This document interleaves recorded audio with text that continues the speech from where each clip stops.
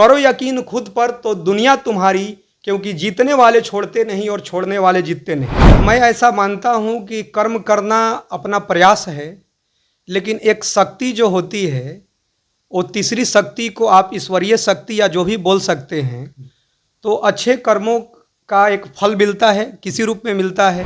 कड़ी मेहनत, ऊंची सोच और पक्का इरादा के बल पर प्रयास करते हैं, क्योंकि ऐसा मानना है शायद आप लोगों को भी, या एक समाज का एक आईना है कि शिक्षा से कुछ भी पाया जा सकता है। आप उस सम्मान के हकदार हैं सर, लेकिन रोहतास जिले से और अब विक्रमगंज के ऐसे छोटे शहर से आप आए हैं और यहाँ तक का सफ़र काफ़ी चुनौतीपूर्ण रहा होगा, इसको कैसे देखें? कि 5 वर्ष के उम्र में जब मैं छोटा था तो मेरे पिताजी ही गुजर गए, और जब थोड़ा बड़े हुए तो जवानी में इकलौते भाई गुजर गए।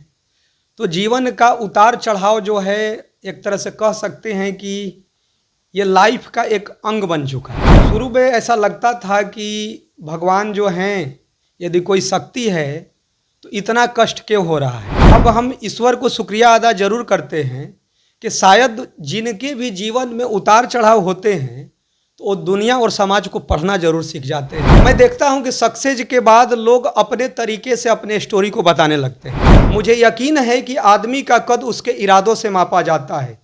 मुझे यकीन है कि हार और जीत के बीच के फासले बड़े होते हैं, परंतु नामुमकिन नहीं। हमें आपको लगता है कि नहीं, हम टूट चुके हैं या सफलता नहीं मिल पा रहा है, तो मैं सामान्य रूप से ऐसा जरूर बच्चों को भी बोलता हूं या किसी के लिए भी कि आप अपना आंख बंद कर लें, कम से कम 20 सेकंड 50 सेकंड के लिए आंख बंद करके और एक लंबी सांस लें और अपने माता पिता को याद करें।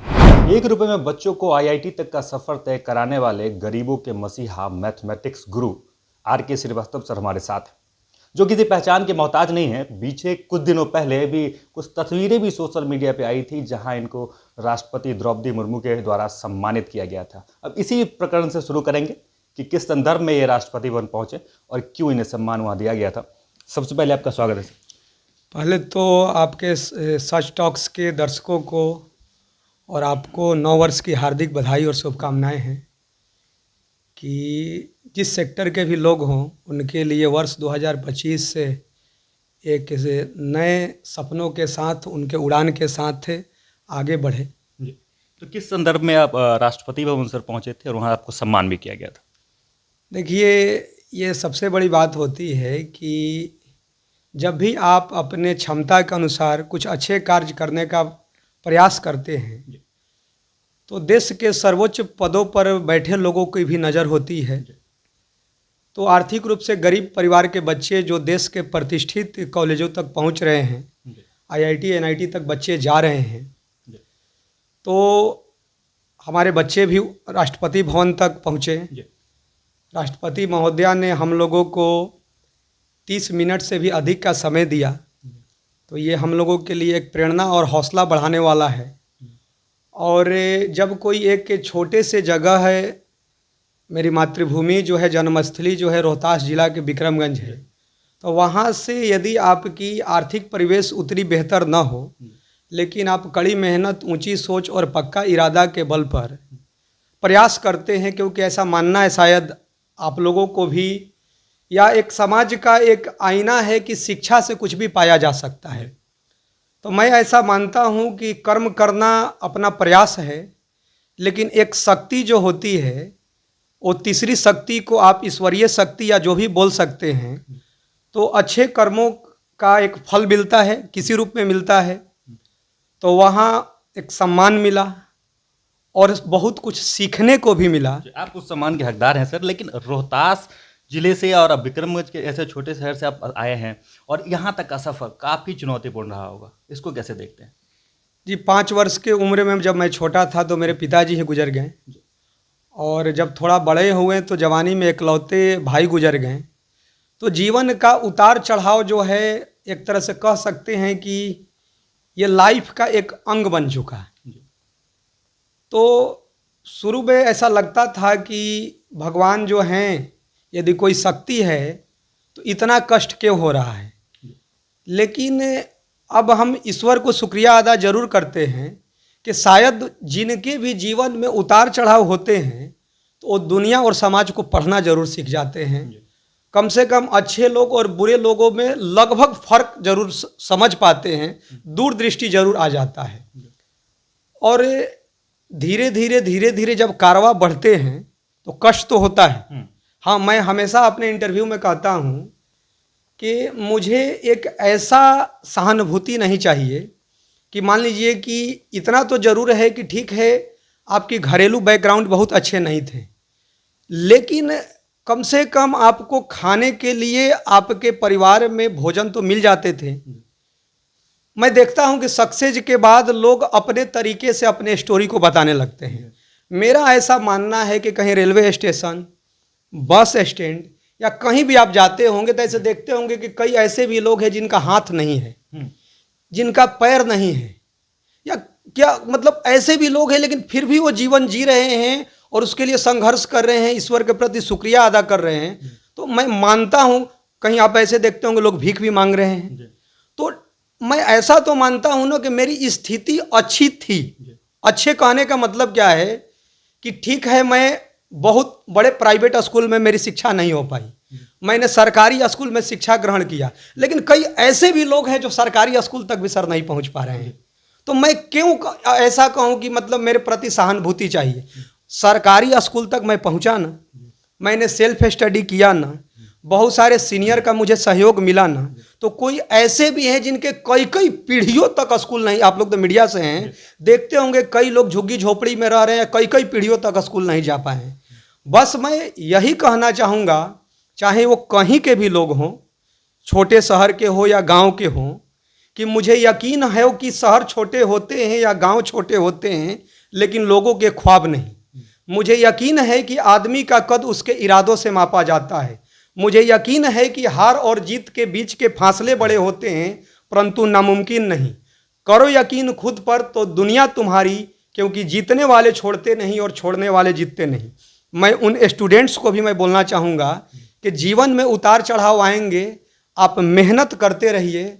जो आप सपना देखे हैं, हो सकता है कि विलम्ब हो, लेकिन सच जरूर होगा। आपने मेहनत किया, संघर्ष किया, गरीबी देखी बहुत। मैंने कहीं ये भी पढ़ा था कि आप अपने भरण पोषण के लिए एक टाइम आपको रिक्शा भी चलाना पड़ा था, ऐसी भी खबर कहीं सामने आई थी। लेकिन कैसी अनुभूति होती है कि इतने संघर्ष के बाद एक बड़े टीचर, एक मैथमेटिक्स गुरु, उसके बाद राष्ट्रपति भवन तक का सफ़र। देखिए, मैं इस पर यह कहता हूँ जरूर कि जैसे इसके पहले भी मैंने चर्चा किया कि कम से कम घर पर भोजन तो मिल जाते थे। सबसे बड़ी बात क्या होती है कि आप अपने जो भी आपकी परिस्थितियां हैं उसमें पहला होता है खुश रहना सीखना है। यदि आप खुश हैं तभी आप शिक्षा ग्रहण कर पाइएगा या पढ़ पाइएगा, चाहे आपकी स्थिति कुछ भी हो।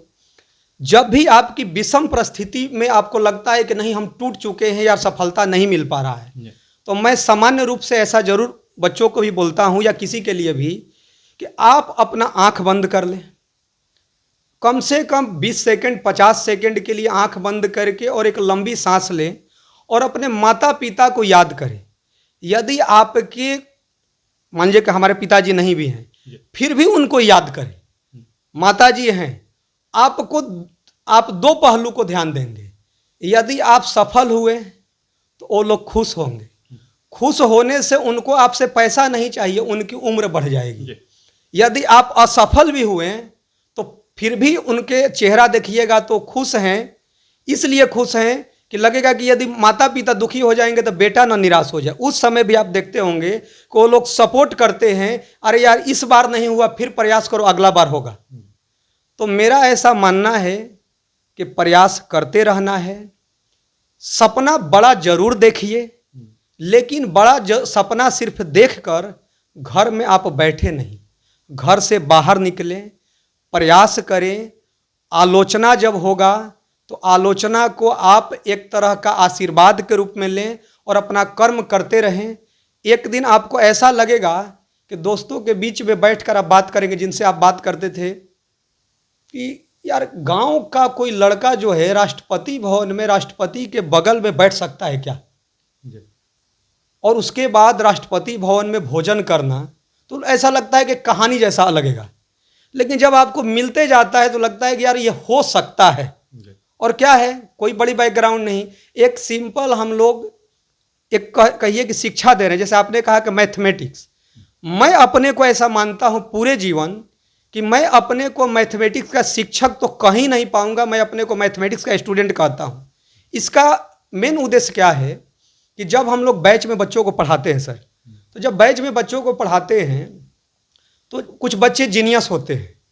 ऐसे बहुत सारे प्रोफेसर जो हैं उनको आप सुने भी होंगे, लेकिन मैंने ऐसा महसूस भी किया है कि आपके पास किसी क्वेश्चंस के एक या दो कुछ मेथड हों, कोई ऐसा लड़का है उसको एक अलग मेथड से बनाकर दिखा दिया और आपने उसे बताया नहीं, लेकिन आप मुस्कुरा दिए और आकर अपने नोट्स में उस मेथड को लिख लिए। तो आप एक स्टूडेंट हुए कि नहीं, उस बच्चे से आप सीखे कि नहीं कि एक डिफरेंट मेथड से उसने उसको सिखा दिया। ठीक है, आज के दौर के मैं कुछ शिक्षकों को देख रहा हूँ कि वो थोड़ा सा नहीं होता भौकालबाजी ये वो, अरे जितना अच्छा स्टूडेंट होगा उतना ही टीचर का नॉलेज भी ग्रोथ होते जाएगा।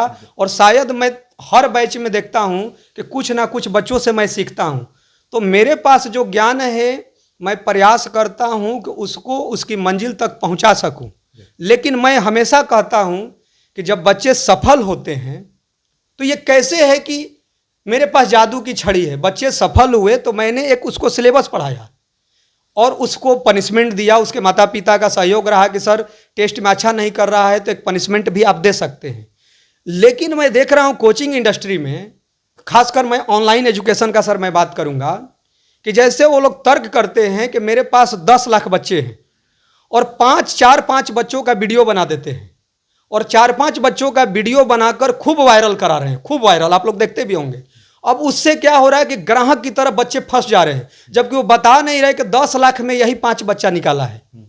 मेरा कहना है कि मेरे पास जादू की छड़ी रहता तो मेरे घर के सारे लोग IITian नहीं होते, मेरा भांजा नहीं हो जाता, मेरा भतीजा नहीं हो जाता। मैं एक प्रयास कर रहा हूँ बच्चे कर्म करें। हाँ, ये है कि मैं बच्चों को रगड़ देता हूँ, यदि माता पिता का सहयोग है तो पनिशमेंट जबरदस्त देता हूँ। ठीक है, आपके पास जादू की छड़ी नहीं, लेकिन वो मोटिवेशन करने की क्षमता है जो आप छात्रों को आगे प्रेरित करते हैं। एक सवाल रहेगा कि मैथमेटिक्स गुरु की उपाधि आपको किसने दी, इसके पीछे की क्या कहानी है? देखिए, ये तो अब जैसे आप लोग सबसे बड़ा प्लेटफॉर्म गूगल को कहा जाता है, तो मुझे आप लोगों से या दोस्त मित्रों से है कि जैसे मैं तो मानता हूँ कि एक सामान्य स्टूडेंट हूँ, लेकिन जैसे लोग कहते हैं कि जैसे योग सिखाने वाले भारत में लाखों लोग होंगे, लेकिन लोग कहता है कि गूगल पर सिर्फ योग गुरु लिखिए, मतलब बाबा रामदेव का नाम मत लिखिए। योग गुरु सिर्फ लिखने पर पहला लिस्ट में बाबा रामदेव का नाम आ जाता है, उसके बाद अदर का आता है, लेकिन सबसे पहले आ जाता है ऐसा। तो जैसे मैथमेटिक्स पढ़ाने वाले सरकारी, प्राइवेट, नीचे क्लास, ऊपर क्लास करोड़ों शिक्षक होंगे। तो ऐसा बोला जाता है या लोग सर्च भी करते हैं कि बिना आपके नाम लिखे हुए सिर्फ मैथमेटिक्स गुरु, गूगल का तो दायरा इनफाइनाइट है, एक तरह से कह सकते हैं कि केवल मैथमेटिक्स गुरु सर्च करने पर सबसे पहले टॉप पर आपका सर प्रोफाइल नाम आता है। तो मैं उसमें यही कहता हूँ कि मुझे उसका कुछ अंदाज़ा नहीं है क्योंकि गूगल के दायरे बहुत बड़े हैं, लेकिन मैं यह कहता हूँ कि इतने जो 10 साल से अधिक समय से मैं पढ़ा रहा हूँ, तो जो आर्थिक रूप से गरीब बच्चे जो हैं IIT NIT तक का सफ़र तय कर रहे हैं और अपने सपने को साकार करके, कोई अमेरिका, कोई ऑस्ट्रेलिया में करोड़ों करोड़ों के पैकेज पर बच्चे हैं, कुछ इंडिया में हैं, कुछ अभी कॉलेज में पढ़ भी रहे हैं जो करेंट ईयर के जो बच्चे हैं, तो उन बच्चों और उनके माता पिता का दुआ लग रहा है। नहीं तो सर ये मतलब एक किसी का नाम से सर्च कीजिए और एक है कि मान लीजिए कि मैथमेटिक्स गुरु सर्च करना है, तो हमको लगता है कि ये दुआ लग रहा है। ऐसा कुछ कमाल मुझ में नहीं है। मैं बच्चों मतलब RK सर, मैं तो नहीं कहूँगा, मैं तो बच्चों से सीखता हूँ और मेरे पास जो है सिखाने का मैं प्रयास करता हूँ। एक और बात मैंने पढ़ी आपके बारे में सर कि 6-7 साल पहले आपको golden book of world record में भी आपको नॉमिनेट किया गया था, आपके नाम आए थे। इसके पीछे की भी कुछ कहानी होगी जी। India book of record, world book of record London, और जिसके बारे में आपने चर्चा किया, ये सभी रिकॉर्ड बुक्स में नाम दर्ज हुए। तो उसमें क्या था कि एक तो था कि जैसे होता है ना कि आपको कोई टाइम बॉन्ड दिया गया, तो एक टाइम बॉन्ड में मैंने क्या किया कि 50 से अधिक तरीकों से पाइथागोरस थ्योरम को मैंने प्रूफ कर दिया था, तो उसके लिए हुआ था। और एक क्या था कि जैसे बच्चों को सेल्फ स्टडी, सबसे बड़ा चीज़ हो सेल्फ स्टडी, कि बच्चों को देखते होंगे कि बच्चे जब क्रिकेट खेलते हैं या मोबाइल का यूज कर रहे हैं तो मम्मी पापा याद दिलाते हैं कि खाना खाने का टाइम हो गया, तो था कि बच्चों को सेल्फ स्टडी के लिए कैसे मतलब किया जा सकता है। तो बच्चों को मैंने होता था कि मैंने रात भर कैसे मैथमेटिक्स का क्लास के लिए आप जगा दीजिएगा, और जगाने के बाद फिर अगला बार भी लड़का कहेगा कि अगला हमको लगातार 12 घंटा का क्लास चाहिए।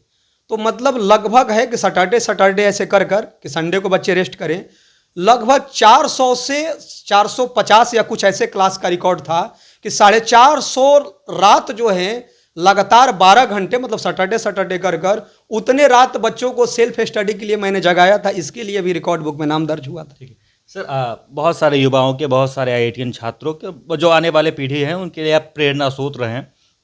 आपके आइडियल कौन है? देखिए, मैं तो ऐसा मानता हूँ कि जीवन के जिस मोड़ पर आप जिससे कुछ भी शिक्षा ले लीजिए वो सब आपके आइडियल है। मैं तो अपने स्टूडेंट्स को भी, कुछ स्टूडेंट्स के लिए मैं आइडियल हो सकता हूँ, लेकिन मुझे तो ऐसा लगता है कि कई स्टूडेंट मेरे लिए भी आइडियल हैं। माता पिता तो सबके होते ही हैं। जिस मोड़ पर जिससे आपने ज्ञान लेते चले गए वो आपके आइडियल हो गए। और सबसे बड़ा मैं मानता हूं कि जीवन की विषम परिस्थितियों में जो आपने सीखा है और जिस परिस्थिति में सीखा है उससे बड़ा प्रेरणा और आदर्श कुछ नहीं हो सकता है। तो संघर्ष और संघर्ष से जीत के प्रकरण का जो रास्ता है उसका नाम है आर.के. श्रीवास्तव। बहुत सारा स्ट्रगल, बहुत सारी कहानियां जो उन्होंने बताई। रोहतास जिले से निकलकर, विक्रमगंज एक छोटे शहर से निकलकर ये यहाँ तक का सफ़र तय करते हैं। 1 रुपये में लोग बच्चों को तैयार करते हैं, आईआईटी तक पहुँचाते हैं, उसके बाद राष्ट्रपति भवन तक पहुंचते हैं। ये एक बहुत बड़ा सौभाग्य है जो कोई इतना सफ़र तय करके राष्ट्रपति भवन तक पहुंचता है। बाकी इनके संघर्ष की कहानी और उनकी जीत की कहानी को लेकर आप क्या कुछ कहते हैं, कमेंट बॉक्स में ज़रूर लिखें और देखते रहें सच टॉक्स।